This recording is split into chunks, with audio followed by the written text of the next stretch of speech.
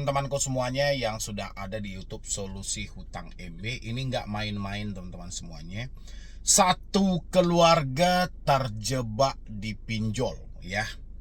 Sang ibu 100 jutaan, bapaknya 32 jutaan, anaknya 35 jutaan. Ini nilainya luar biasa banget dan jumlahnya sangat fantastis. 1, 2, 3, 4, 5, 6, 7, 8, 9, 10, 11, 12, 13, 14, 15, 16, 17, 18. Oke, 17. 17 aplikasi satu orang. Ya. Orang tua perempuannya. Oke. Bapaknya ada 1, 2, 3. 17 tambah 3 berarti sudah 20. Anaknya 1, 2, 3. 23 aplikasi. Nominal sangat luar biasa. Saya mau bahas ini buat teman-teman semuanya. Boleh disimain dan sekalian kita juga mau membuka kembali tentang COJK nomor 19 tahun 2023. Ya, rasa saya ini tidak berjalan. Dan akhirnya malah seperti ini. Dan informasi yang saya dapatkan dari yang bersangkutan di hari kemarin, dia sudah mencoba datangi OJK ya untuk menyampaikan permintaan restrukturisasi, dan beliau masih ada itikat baik gitu loh. Harusnya kan OJK kaget mendapati hal seperti ini, tapi OJK-nya ya enteng-enteng aja gitu, entah itu customernya atau apa saya nggak tahu gitu loh. Yang jelas kita bahas, tapi seperti biasa buat teman-teman semuanya yang belum mensupport channel ini, silahkan disupport dulu, silahkan duduk. Mudah-mudahan channel ini bisa berkembang dan memotivasi teman-teman semuanya. Silahkan. Ini nggak main-main teman-teman. Ini sudah bisa saya bilangin kasus pertama yang pernah saya dapatkan gitu loh. Satu orang terjebak, bukan satu orang ya, satu keluarga terlilit hutang pinjol, terdiri dari istrinya, bapaknya, dan anaknya. Ini luar biasa teman-teman semuanya gitu loh. Ini perdana yang saya temukan selama 7 tahun saya mengedukasi. Ya, ini perdana. Biasanya ada suami istri aja gitu loh, nggak sampai ke anaknya gitu loh. Ini nggak, ada suaminya, ada istrinya, ada anaknya gitu loh. Mungkin teman-teman semuanya sebagian mungkin juga baru dengar juga ya, satu keluarga terjebak pinjol gitu loh. Ini kalau dari cerita ibunya kemarin itu, dia meminjam. Yang pertama itu ada Esikes nilainya 19 juta, ada kami 8,5, KTA Kilat 4,3, GoPay 9,9, cash cepat 3,2, rupiah cepat 30,9, tunaiku 6,1, pinjam go 2,8, Indodana 2,3, Pin Plus 1,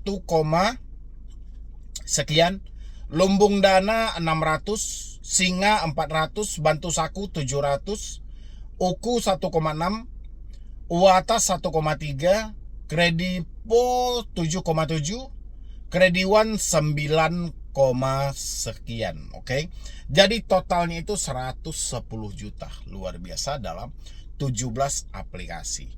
Habis itu atas nama suami ada juga di sini Esikes 6,8, Kredipo 10,3, Krediwan 15. Berarti total sama suaminya 32 juta. Atas nama anak, Shopee pinjam, Krediwan, Esikes gitu loh.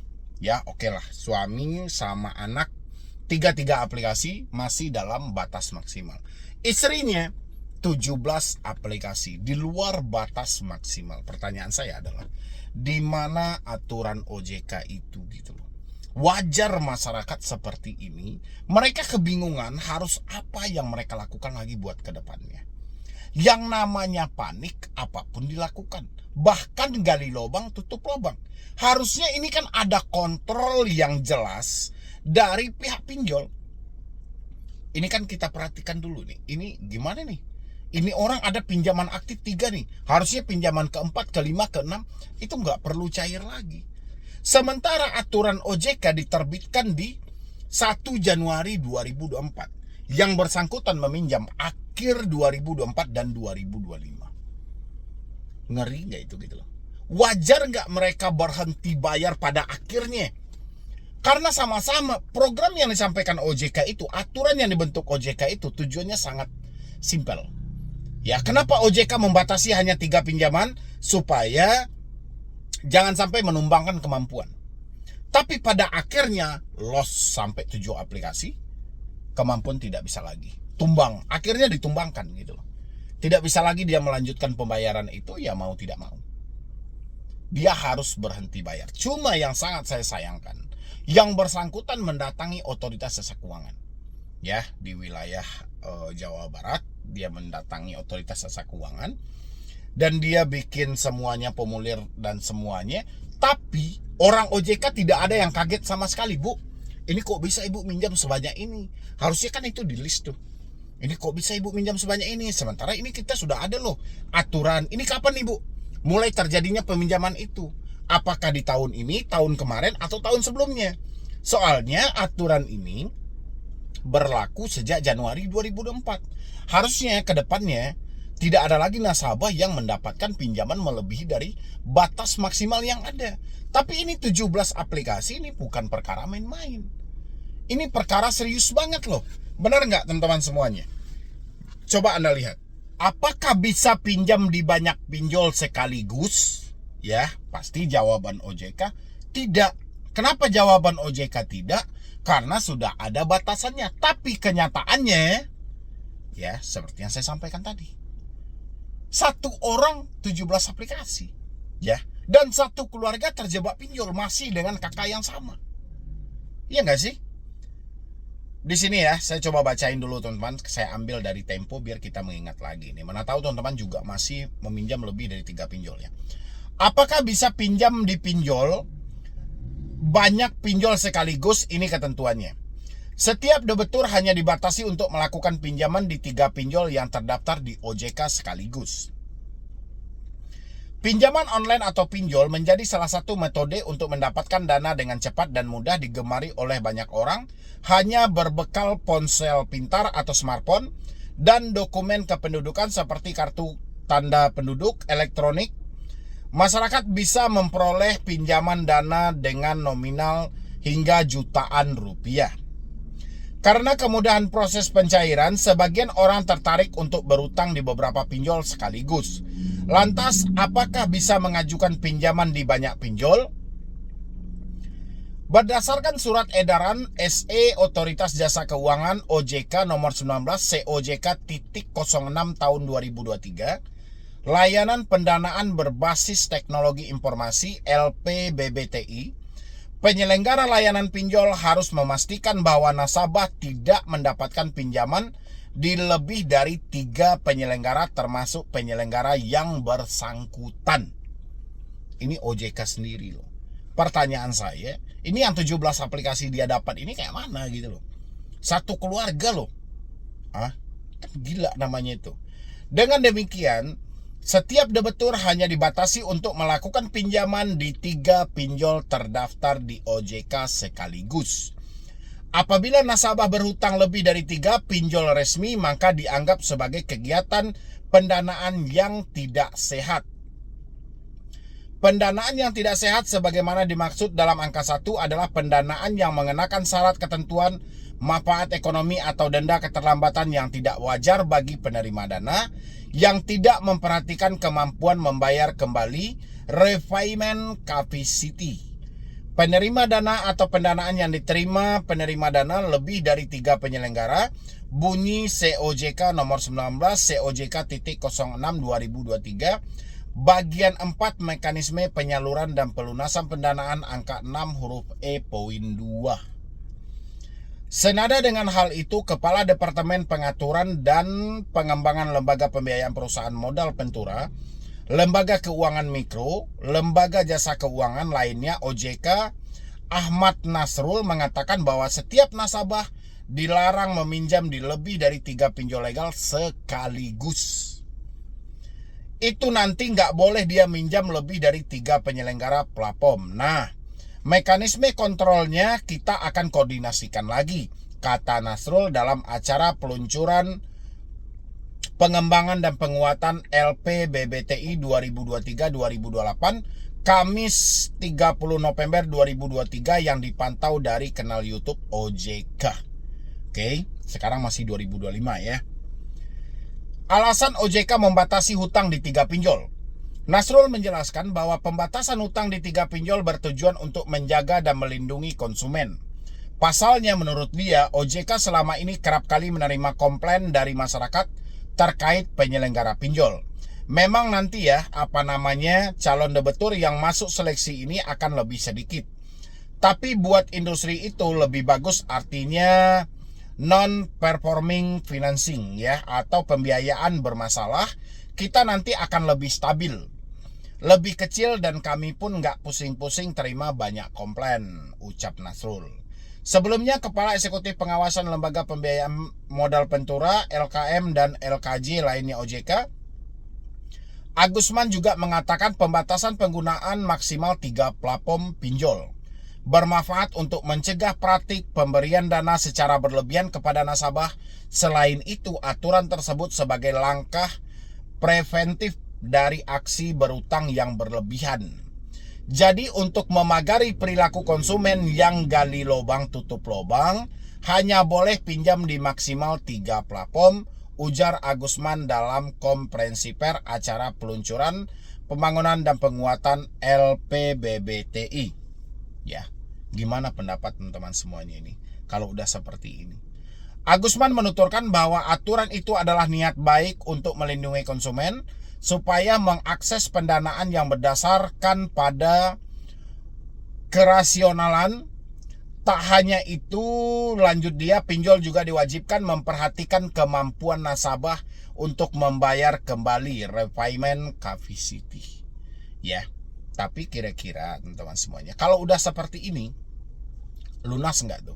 Kalau saya sih lunas gitu loh. Jadi harus ada analisis kelayakan dan kemampuan calon penerima dana agar jangan sampai tidak mampu bayar kembali, kata Agusman. Nah, lengkap aturan ini. Kemana kita harus mengadu lagi? Ini satu keluarga loh. 17 aplikasi. Legal semuanya. Sekarang OJK mau ngomong apa? OJK bilang ini, itu perilaku yang tidak baik. Oke, perilaku yang tidak baik. Terus aturan yang dibentuk itu buat apa gitu? Ya, jadi saya berharap buat teman-teman semuanya yang meminjam lebih dari 3, ya, sejak tahun 2024 sampai sekarang, cukup Anda fokus di 3 aplikasi pertama, 4, 5, 6 dan seterusnya, kesampingkan aja lah lagi. Ya, kalau pinjol nggak mau mematuhi aturan, Anda yang mematuhi aturan, berhenti bayar. Pinjol berikutnya berhenti bayar gitu loh. Fokus di 3 aplikasi aja. Sampaikan sama dia, benar ini kesalahan kita. Kesalahan kita kan kita dalam keadaan panik. Mereka mempunyai aturan, mereka mempunyai akses, mereka mempunyai kontrol. Kenapa masih dicairkan? Sedangkan 3 aja kita nggak mampu bayar, gimana 10? Gimana 15? Gimana dengan 17? Ya. Dan sekalian iringi laporannya kepada OJK, mempertanyakan tentang COJK tadi. Oke teman-temanku, jangan ada yang gali lubang tutup lubang. Lebih baik berhenti bayar pinjol daripada gali lubang tutup lubang. Jadi sekian dulu dari saya, Medi Broni. Wassalam. Bagaimana caranya saya tahu kalau mereka sudah menghubungi kontak-kontak di HP atau mensadap HP kita? Nah, bagaimana caranya kita supaya tahu bahwasannya si pinjol-pinjol itu telah menghubungi kontak kita, atau benaran telah melakukan penyebaran data, atau telah melakukan sadapan di handphone kita? Nah, cara untuk membuktikannya ini sangat simpel dan sangat mudah. Masuk dengan nomor baru. Ya, jangan pernah dibagikan nomormu ke siapapun selama 1 minggu atau 2 minggu. Oke, kalau memang handphonemu sudah disadap melalui ini, apa yang harus dilakukan jika ada telepon WhatsApp dari DC? Saya sudah kebingungan bang. Duit saya sudah tidak ada dan DC-nya sudah datang. Siapa kira-kira teman-teman yang sama juga bertanya dengan hal seperti itu?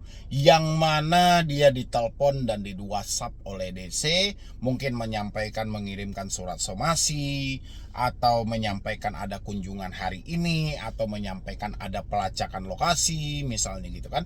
Sehingga menimbulkan sebuah kebingungan, padahal si DC sebelumnya sudah datang ke rumah kita. Nah, ini teman-teman semuanya, saya ajarin Anda untuk menanggapi atau menyikapi tentang kasus yang seperti ini. Tapi sebelumnya seperti biasa, yang belum mensupport channel ini boleh disupport dulu, karena supportan dan dukungan Anda menjadikan saya lebih semangat lagi. Silahkan. Oke, ini dia sampaikan ya, Assalamualaikum warahmatullahi wabarakatuh. Bang, saya mau tanya, bagaimana caranya saya tahu kalau mereka sudah menghubungi kontak-kontak di HP atau mensadap HP kita? Nah, bagaimana caranya kita supaya tahu bahwasannya si pinjol-pinjol itu telah menghubungi kontak kita, atau benaran telah melakukan penyebaran data, atau telah melakukan sadapan di handphone kita? Nah, cara untuk membuktikannya ini sangat simpel dan sangat mudah, teman-teman semuanya. Cara untuk kita mengetahui apakah mereka sudah menghubungi kontak-kontak kita, coba tanyain dulu ke diri kita.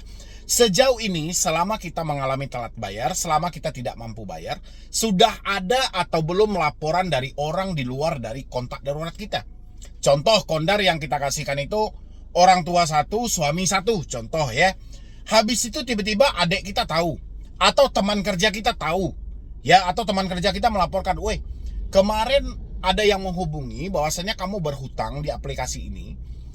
Dia menyampaikan sama saya untuk disampaikan samamu." Kalau hal itu terjadi, berarti dia sudah menyebarkan data.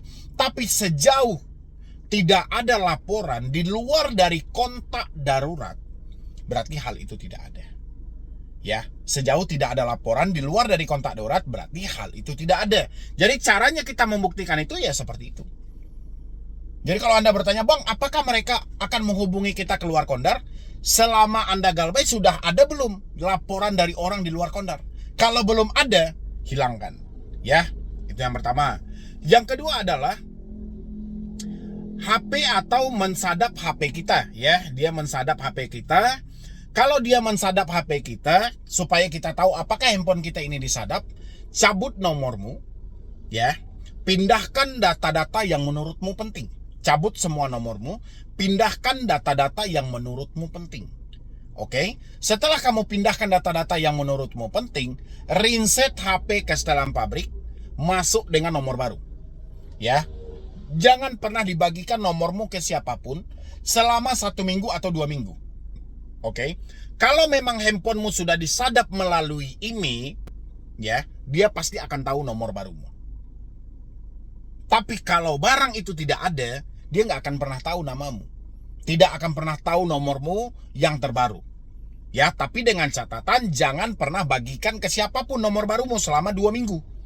Karena kalau kamu bagikan ke orang-orang, nanti orang sekitarmu dihubungi. Karena orang sekitarmu segan menyampaikan, dia kirim aja ini nomor barunya. Nah, itu bisa juga nyambung. Atau misalnya kamu ketika mengganti nomor baru itu, jangan pernah mendaftar dengan nick yang sama. Coba pakai nick saudara atau nick orang tua untuk mendaftarkan kartu kita tadi. Biarkan handphone Anda dalam keadaan aktif, sinyalnya semuanya selama 1 minggu atau 2 minggu. Kalau ada telepon pinjol yang menagih, ya, setelah handphone kamu reset tadi, ada yang menagih, berarti handphonemu disadap melalui IMEI-nya tadi, melalui sistemnya tadi. Tapi kalau tidak ada, gugurkan pemikiranmu tentang sadapan dan pelacakan lokasi. Habis itu dia bertanya lagi di sini. Ya, "Bang, saya mau tanya, saya harus bagaimana ya kalau ada DC telepon dan WA? DC sudah datang ke rumah tapi saya lagi tidak ada di rumah." Kalau ada DC telepon dan WA, apa yang harus kamu lakukan? Kalau kamu nyaman, angkat, respon, sampaikan. Tapi kalau arahnya nanti ke caci maki, ke penghinaan, abaikan dan tinggalkan. Oke, biarkan mereka. Kapan perlu, kamu ganti nomor teleponmu, hapus WA-mu. Ya, dan habis itu DC sudah datang ke rumah tapi saya lagi tidak di rumah, itu urusan DC-nya. Ya, dia datang ke rumahmu, kamu tidak di rumah, itu urusan dia. Nggak ada urusanmu, terpersetan dengan hal itu. Habis itu mengirimkan surat bank tagihan dan WA menanyakan tagihannya malam ini dibayarkan. Gimana? Kalau dia WA malam ini dibayarkan, itu wajar-wajar aja. Yang namanya DC menagih, jangankan malam ini, 1 jam lagi kamu bayar. Itu kan kata dia gitu loh. Sekarang kitanya gimana? Ada nggak uang kita untuk membayar? Kalau ada ya selesaikan. Kalau tidak ada ya kita mau bayar pakai apa gitu loh. Ya persetan aja dalam hal itu, ya nggak sih? Kita mau paksain kayak mana? Duitnya nggak ada. Anda mau cari apa? Mau cari aplikasi lagi? Nggak mungkin ya. Kalau dia bilangin mengirimkan surat tagihan itu kan dikirimkan melalui WA. Ya nggak? Habis itu saya harus jawab apa ya, "Bang, saya belum ada uangnya." Nah, kamu jawab ini. Ya, kamu jawab itu, kamu jawab saya belum ada uangnya gitu loh. Kalau mereka bisa terima, syukur. Kalau mereka tidak bisa terima, keraskan. Sudah saatnya Anda melawan, jangan mengikuti gitu loh. Ya, debt collector itu siapa? bukan duit dia yang kita pinjam. Dia hanya bekerja di perusahaan itu. Jadi jangan dia terlalu menjadi raja, dan Anda jangan kasih dia panggung untuk mencaci maki Anda. Ketika dia mencaci maki Anda, catat nama aplikasinya. Kapan perlu lawan. Oi, bodat, kau sebutkan kau dari aplikasi mana. Jangan kau berlindung dengan seperti itu. Kalian lawan dia. Jangan ikuti takut. Ya, dia sampaikan sebar data. Oh, kau lakukan segera. Segera kau lakukan untuk sebar data. Satu bukti aja cukup untuk saya berhenti bayar selamanya di aplikasimu. Kayak gitu caranya teman-teman. Jadi nggak ada ceritanya kita digertak terus memohon maaf, menunjukkan suatu ketakutan kita. Jangan. Itu sama aja Anda merendahkan diri Anda di hadapan mereka, sehingga Anda membuka peluang untuk mereka mencaci maki. Ya, jangan seperti itu. Ini buat teman-teman semuanya dimanapun Anda berada.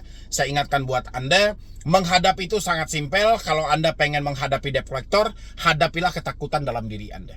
Kalau Anda sudah menghadapi ketakutan dalam diri Anda dan Anda memenangi hal itu, debt collector pun akan kalah. Ya, debt collector cuma tukang tagih. Dapat tagihan, dapat duit, dapat bonus. Kalau nggak dapat tagihan ya sudah, cuma dapat duit aja. Sisanya mereka akan resign dan dipecat. Jadi Anda nggak usah terlalu khawatir, nggak usah berpikir terlalu berlebihan sampai Anda mengarah kemana-mana. Segala drama Anda bentuk, segala hal Anda pikirkan, jangan.